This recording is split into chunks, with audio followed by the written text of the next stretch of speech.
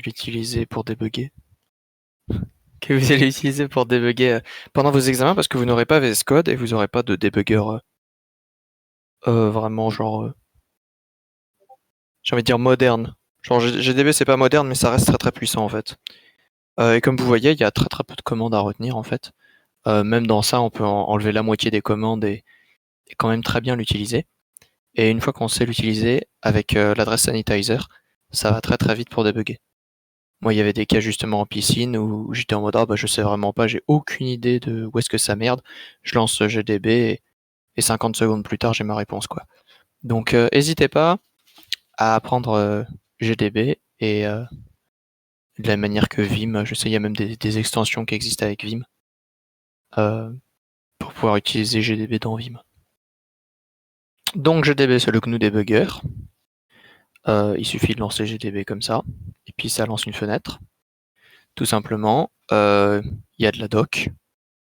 Vaut ce qu'elle vaut. Bon, sur internet, il y a plein de ressources, mais comme on a dit, il n'y a pas besoin de grand chose. Et la plupart du temps, sur la documentation, vous aurez environ 1 milliard d'informations qui vous serviront à rien. Donc généralement, c'est mieux de poser la question. Une question spécifique à Google et c'est Google qui vous répondra. Donc bah voilà, la première commande qu'on va prendre, c'est quit, qui permet de quitter GDB. Donc ici, j'ai un lot de plusieurs petits tests. Donc on va lancer le premier test. C'est juste un test de base tout simple. Et ça crache. Donc, en mode, ah bah ça crache. Il y a quelqu'un qui a un micro qui grésille. Je sais pas qui c'est. Et là, donc, si je lance mon test et que je l'exécute. Donc là, j'ai bien mon -g-f sanitize égale adresse, donc il crache. Et donc, après, comme on sait déjà lire l'adresse sanitizer, on voit très vite où est-ce que ça merde. Donc, on voit que c'est la ligne 7. On voit que c'est sur un pointeur qui est dans une région, donc un tableau. Et on voit que c'est exactement le même que le dernier tableau. Donc, voilà, on dit l'adresse qui a merdé ici, on voit que c'est la même que la fin du tableau. Donc on sait que c'est un problème de fin de tableau, quoi, qu'on a tapé la fin du tableau quelque part. Donc on va lancer GDB avec notre test. Et la seule ligne pour l'instant à retenir, c'est celle-là, reading symbol done. Si on n'a pas reading symbol done, ou qu'il ne les a pas trouvés, ça veut dire qu'on n'a pas compilé avec -g. -g, on a dit, c'est les options de debug, ou peut-être vous le savez déjà. Et si vous ne compilez pas avec -g, vous ne pourrez pas utiliser GDB. On vous compile avec -g. Là, ici, il vous dit que vous avez les symboles. Donc, la première commande, c'est start. Start, ça lance notre programme machin, et ça nous met un breakpoint temporaire à la première ligne de notre main. Et après, bon, ici, on voit pas grand-chose, donc la plupart du temps, on fait tab. Et voilà, tab, ça nous ouvre une fenêtre comme ça, et puis là, on peut regarder notre programme. Donc, une fois qu'on est là, on peut faire next. Next, ça va à la ligne d'après, un peu comme on a l'habitude. Et la plupart des commandes sur GDB, on peut les abréger. Donc, par exemple, next, on peut juste l'abréger à n. Donc, on va l'abréger à n, et puis ça déplace le truc comme ça. Et ce qui est bien avec GDB, c'est que là, vous voyez, c'est déjà chiant d'appuyer 5 fois n à chaque fois, donc on peut juste appuyer sur entrée. Et quand on appuie sur entrée, ça répète la dernière commande. Donc, c'est assez pratique aussi. Ici, on a notre adresse sanitizer qui a craché, il a imprimé plein de trucs à l'écran, et du coup, ça a merdé l'affichage. Il suffit de faire clear, ou bien, moi je préfère toujours faire CTRL-L. CTRL-L, ça refresh le terminal. Comme ça, on voit ça. Et on est en mode, ok, d'accord, le programme, il a crash. Donc là, vous pouvez faire quit, par exemple, et pouvoir lancer GDB. La plupart du temps, en fait, vous voulez pas quit, vous voulez juste directement. Parce que là, vous devez réappuyer sur Start, réappuyer sur Tab, Next, et puis là, on fait juste Entrée, Entrée, Entrée, Entrée. Ça crash. Et là, on est en mode, ah d'accord, j'avais déjà commencé à avoir des informations, j'ai pas envie de quitter et de refaire Start et Tab. Donc en fait, vous pouvez directement refaire Start ici, et hop, ça redémarre votre programme. Donc ça, c'est pas mal. Ok. Là, c'est cool, mais on est toujours un peu dans le noir, parce que à part avoir un joli affichage comme ça nous fait pas grand-chose. Donc un peu la deuxième commande de base qui est pratique, c'est p, print. On peut directement abréger en p, avec une variable. Par exemple, là, on fait p de i, donc ça nous affiche i qui est égal à 0. Puis je fais next un petit peu, là je fais p de i. Là, on voit p de i qui est égal à 2. Et là encore, faire p de i à chaque itération, ça va être chiant. Du coup, il y a un truc qui s'appelle display, qui permet d'afficher à chaque fois. On peut directement abréger en disp, i. Et là, du coup, ça nous met un numéro. Et du coup, on a notre i. Et là, je fais next, et puis on voit que le i, il se réaffiche à chaque fois. Pratique. Donc là, maintenant, on a disp, on voit que ça crache quand i égale 5. Et puis là, bien entendu, notre tableau, il crache parce qu'à 5, c'est hors du tableau. Et c'est ce qu'on avait vu avec l'adresse sanitizer directement aussi. Donc là, voilà. On va du coup retourner sur notre Vim. Je ne l'ai pas ouvert, mais du coup, on va retourner sur notre Vim, et puis on est en mode, ah bah le bug, il est là. Il me suffit de corriger le bug. De relancer notre mec. Relancer notre truc, et puis là, normalement, il crache pas. Donc ça, c'est un petit exemple simple. Pour l'instant, ça devrait aller quand même. On va se lancer sur le deuxième test. Bon, on va le vim vite fait. Non, pas ouvre le test 2, s'il te plaît. Ah oui. Toc. Bah là, c'est un tableau qui, lui, affiche quelque chose. Donc, il ressemble énormément, mais là, on a un tableau un peu plus grand. Et là, on va voir justement l'intérêt des breakpoints. Donc, si je lance mon test 2 et que je l'exécute, de la même manière, lui, il crache. Et puis là, de la même manière, comme on a un gros cerveau, on voit que c'est directement, là encore un problème, donc un heap buffer overflow sur la fin de notre tableau, parce que c'est le même pointeur, et qu'on voit c'est test 2 à la ligne 8. Donc si on regarde à la ligne 8, on voit directement c'est ici, on est en mode ah bah oui, cette ligne fait n'importe quoi. Donc là, vous voyez, ça vous a 5 secondes. Mais la plupart du temps, c'est beaucoup plus compliqué que ça. Et donc le but de ces exemples, c'est pas juste de remontrer exactement le même comportement d'avant, c'est de montrer les breakpoints. Donc là, vous avez votre truc qui est beaucoup plus compliqué, et vous lancez votre test 2, vous vérifiez que vous avez bien les symboles, vous faites votre start et votre tab, et là, vous avez tout votre programme. Et puis là, il y a des trucs qui tournent. Et vous dites, ah ouais, c'est quand même un peu chiant, là, les grandes boucles, vous avez des appels de fonctions dans tous les sens, machin, il fait ça. Ah oui, ça c'est une truc que j'ai oublié. Et ici, vous avez un appel de fonction. Et si j'ai fait l'appel, ou si je continue, next, ça va juste passer en dessous, à la ligne en dessous. Sauf que si je fais à la ligne en dessous, du coup, ici, ça me tue. Et ici, on voit que ça me tue et que j'ai même pas de stack. Genre, ça a juste détruit mon programme. Donc, ce qu'on va faire, c'est juste relancer. Et donc, je vais afficher i pour voir quand est-ce que je sors. Ah non, oui, bon. Génial. Bon. Justement, donc on va montrer les breakpoints, parce que j'ai loupé mon exemple. Quand vous avez des grosses boucles comme ça, par exemple, bah c'est chiant. Voilà, c'est exactement l'exemple. Ah bah j'ai fait une itération de trop, ma boucle a fait 150 itérations, c'est un peu embêtant. Je fais un breakpoint avec B. Le breakpoint c'est facile, il suffit de faire B. Et puis là, du coup, je vais aller à la ligne 16. Donc je fais ligne 16, vous voyez, il y a un petit B+, qui est apparu ici. Et maintenant, je fais continue. Continue qui est va jusqu'à la fin ou au prochain breakpoint. Donc je fais C et hop, je suis directement à mon truc. Voilà, ça m'a skip la boucle, je suis très très content.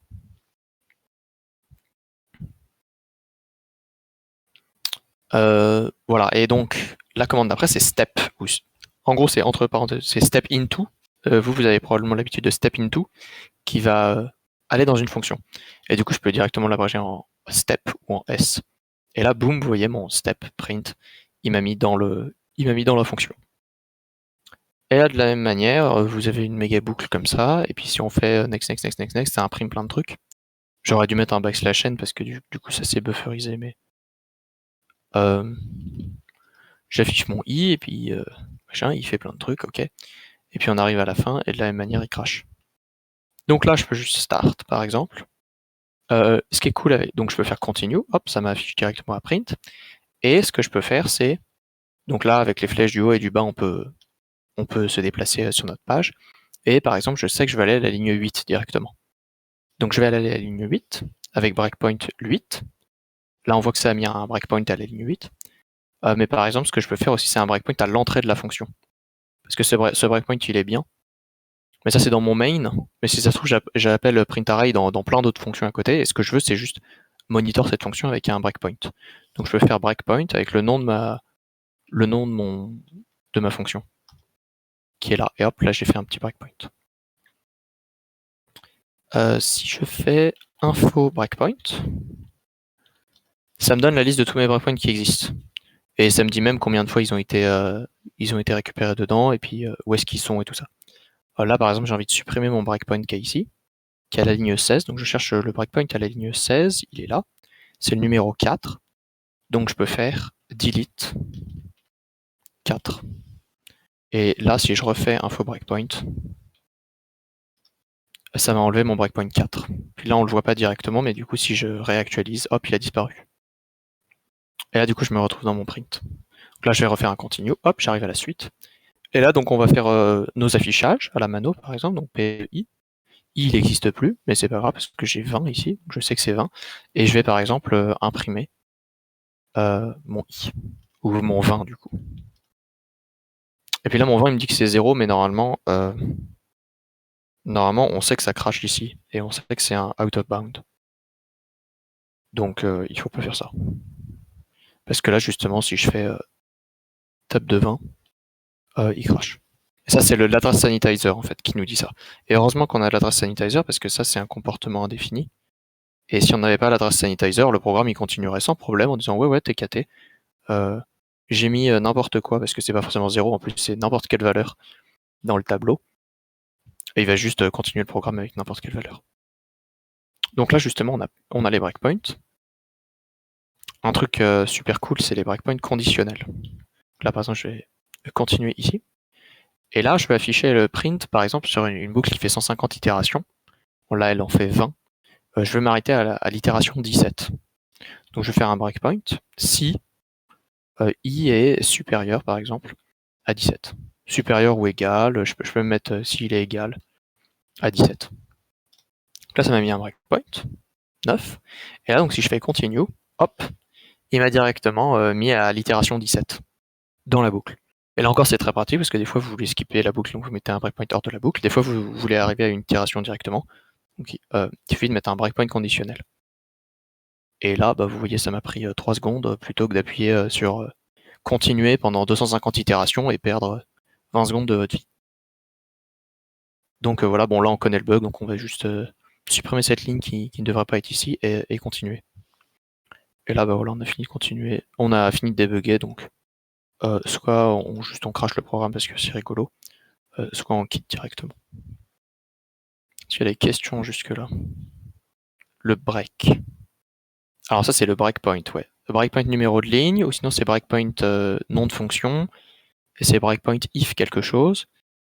Et du coup ici, je peux le modifier. Ah non, je peux pas le modifier. Bon, en gros j'ai oublié le step into. Mais ça je le referai, je m'en réoccuperai tout à l'heure. Le step into qui permet d'aller ou le step qui permet de rentrer dans une fonction. Donc ça c'est pas trop mal. Si on va donc sur le test 3, qui est là, bon après ça c'est des exemples un peu plus, c'est des exemples à vous, en fait, ou c'est des exemples que j'ai pris de TP par exemple, qui sont un petit peu plus tricky à débugger. Donc là une binary search qui a l'air, donc qui est pas récursive, hein, qui est itérative, mais ça revient quasiment à la même chose, hein. Ici si c'est plus grand, on modifie les deux bornes et voilà. Donc je vais compiler ça. Toc, et après l'exécuter. Et parce que voilà, il faut tout le temps tester votre code, hein, donc tester votre code. Comme vous avez vu, c'est très très facile. Et puis là, je vois que j'ai une boucle infinie, ce qui est un petit peu embêtant quand même. Et donc, si on regarde sur mes tests, là, vous voyez par exemple, j'ai fait 3 tests, vite fait avec un main temporaire que je supprimerai à la fin de mon TP. Mais là, du coup, j'ai fait 3 tests et je vois que le premier il passe tranquille et le deuxième, avec une valeur qui est pas dans le tableau, donc j'ai un tableau de rempli de 0 à 19. Je fais une valeur qui est pas remplie, et puis là, il le trouve pas. Je me dis, ah ok, bon. Bah on va mettre un petit coup de débugger dessus, parce que là, je sais pas trop, et puis regarder mon code à la main, bon, c'est bien gentil, mais un débugger, ça va quand même bien plus vite. Donc on va le GDB tout de suite. C'est le test 3, il me semble. Ouais. Toc. Ici, tout ça, bah c'est un peu embêtant, on va skip. Et on sait que c'est directement le 28 qui... On sait que c'est directement cet appel-là qui a un problème. Donc on va step dedans, avec S. Ici, j'ai plein de trucs. Et si je vais mettre un breakpoint dans mon while, comme ça, je sais que... Parce qu'une boucle infinie avec un while, c'est probablement ça qui breakpoint, ou qui déconne. Et là, comme j'aime bien voir plein de trucs, je vais disp mon min, mon max, et ma valeur au milieu. Comme ça, je sais vraiment ce qui se passe. C'est pratique, je vous conseille même d'imprimer très vite vos ensembles de variables comme ça, au lieu de les print à chaque fois, et parce que ça vous permet de voir vraiment ce qui se passe. Ce qui est bien avec print ou avec disp, c'est qu'on peut aussi afficher des expressions.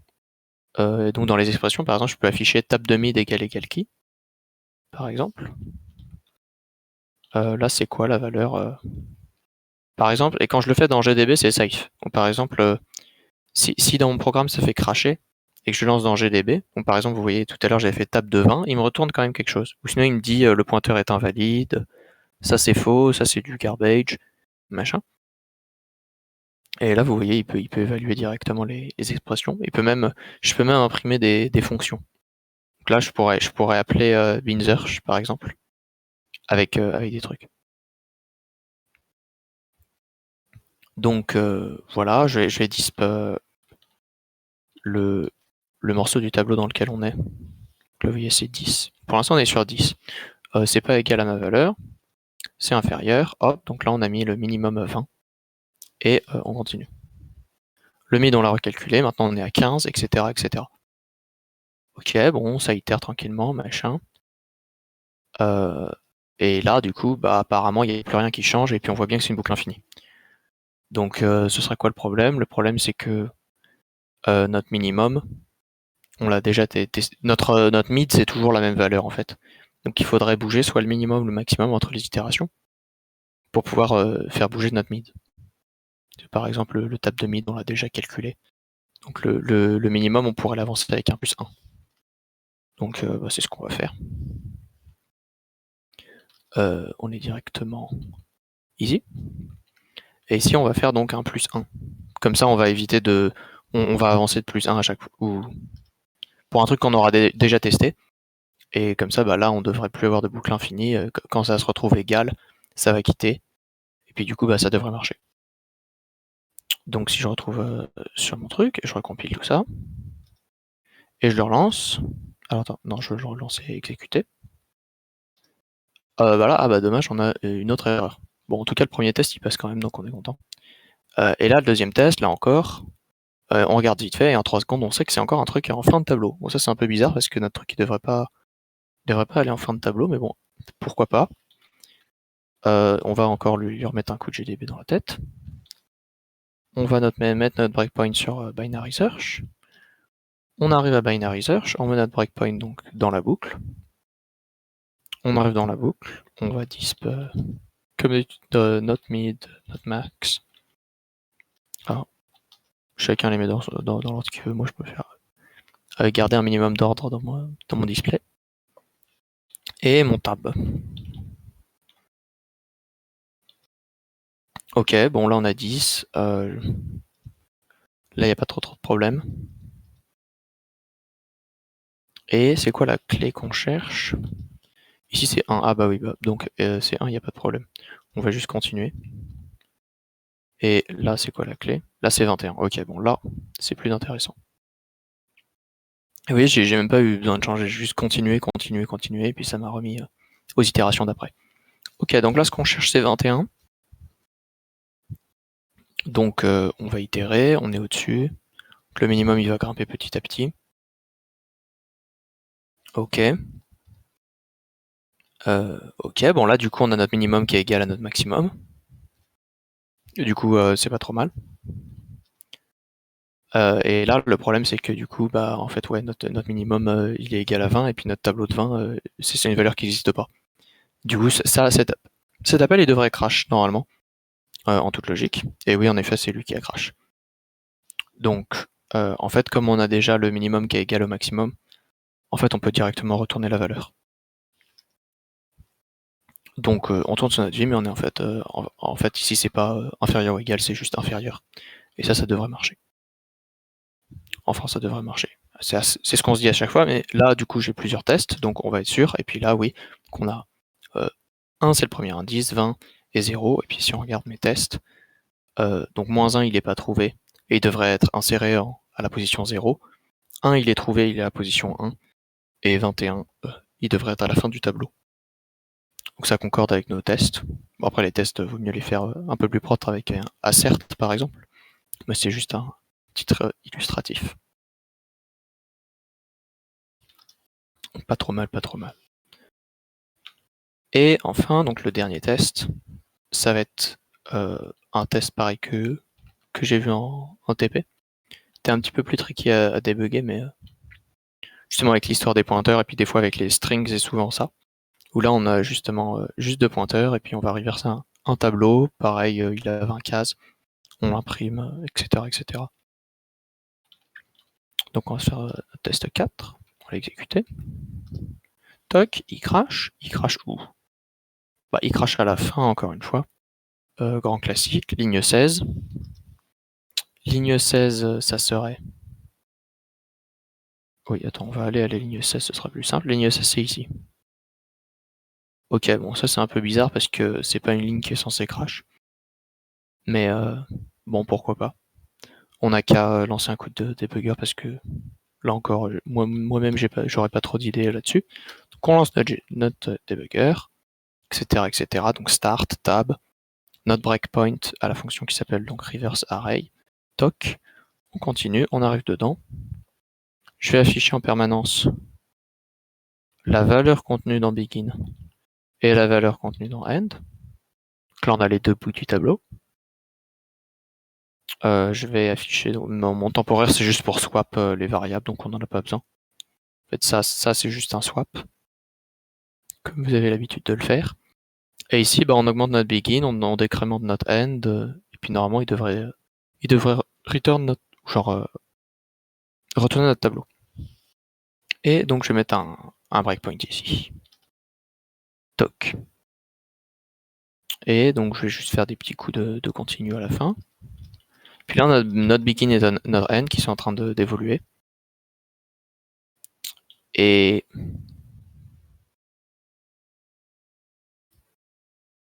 ah, j'ai pas le compte d'itération, mais c'est pas trop grave. Mais en fait, le problème, c'est que... Ok, bon, déjà, là, on a un problème. Oui, là, c'est parce que le end, il arrive au début du tableau. Ok. Est-ce que je peux afficher mon end? Non, je ne peux pas. Ah oui, bah, on n'a même pas de stack. Toc.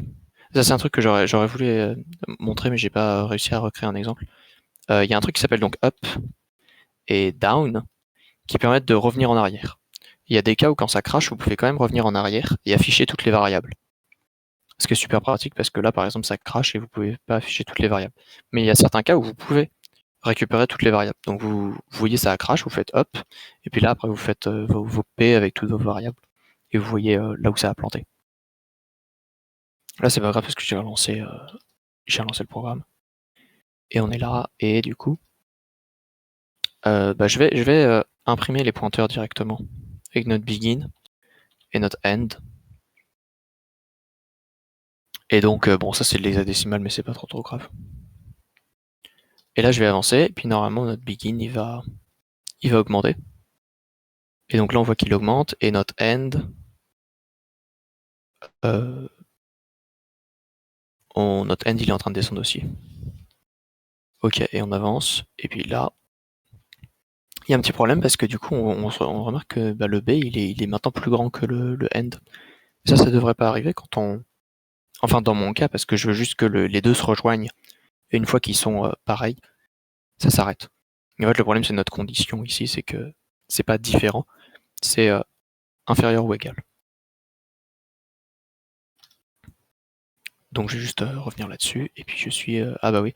Et voilà, de manière générale, quand vous comparez des ensembles ou quoi, vous voulez pas mettre juste un différent. Vous voulez mettre... non, je veux pas record, il est gentil. Vous voulez mettre des inférieurs. Ou genre des inférieurs, des supérieurs, etc. Et il n'y a que quand vous voulez check l'égalité ou la différence que vous mettez soit des égaux, soit des non égaux. La plupart du temps avec des pointeurs nuls. Chose que je n'ai pas faite d'ailleurs ici pour mon malloc, mais que je devrais faire ici. On devrait check if notre tab est nul. Puis là, on renvoie une erreur. Avec etc., etc., mais bon, j'ai pas inclus error X. Et voilà, donc là, le problème, c'était ça. En tout cas, c'est ce qui me semble. On va le lancer vite fait. Et puis là, du coup, bah, on voit que, ok, d'accord, il a bien revert notre tableau, donc on est content. Et voilà, donc GDB, c'était GDB en 20 minutes. Merci d'être venu à ma conférence. Merci. Les printf, c'est bien. Alors oui, les printf, c'est bien, GDB, c'est mieux. Surtout que les printf, faut que tu les enlèves, et si tu les enlèves pas dans ton test, quand tu pushes ton TP, bah, ou même ton examen, bah après, c'est malus, voire c'est 0. Donc bon, printf, c'est bien un moment, quoi, mais GDB, c'est quand même très puissant. Si vous avez des questions ou quoi, n'hésitez pas.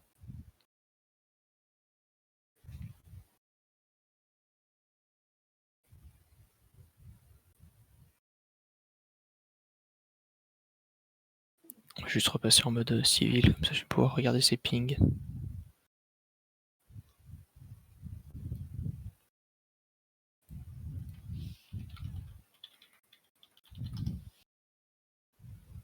Dov qui gère l'enregistrement de cette conférence, d'ailleurs, et qui n'hésitera pas à la remettre dès qu'il aura fini de l'upload sur internet.